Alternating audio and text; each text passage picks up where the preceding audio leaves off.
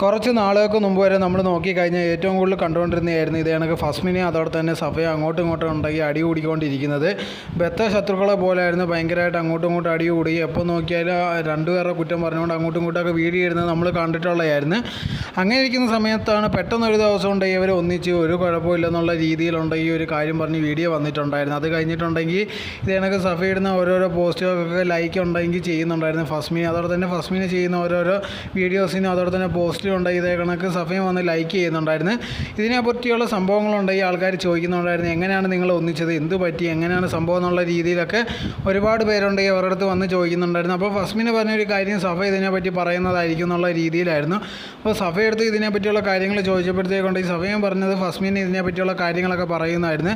പക്ഷേ രണ്ടുപേരും ഉണ്ടെങ്കിൽ കാര്യങ്ങളൊന്നും പറഞ്ഞിട്ടില്ലായിരുന്നു. അങ്ങനെ ഇരിക്കുമ്പോഴാണ് ഇപ്പോൾ ലേറ്റസ്റ്റ് ആയിട്ടുണ്ടെങ്കിൽ ഫസ്മിനയുടെ ബർത്ത്ഡേ ആയിരുന്നു. ആ സമയത്തുണ്ടെങ്കിൽ സഫയുണ്ടെങ്കിൽ ഇത് കണക്ക് വീഡിയോ ഒക്കെ എടുത്തിട്ടുണ്ടായിരുന്നു, വന്ന് ഗിഫ്റ്റ് കൊടുക്കുന്ന രീതിയിലൊക്കെ ഉള്ളത്. ആ സമയത്തുണ്ടെങ്കിൽ രണ്ടുപേരും ഇതിനെക്കുറിച്ചുള്ള കാര്യങ്ങൾ പറയുന്നുണ്ട്. നമുക്കുണ്ടെങ്കിൽ എപ്പോഴും എല്ലാവരോടും ശത്രുക്കളായി ഇരിക്കാൻ പറ്റത്തില്ല.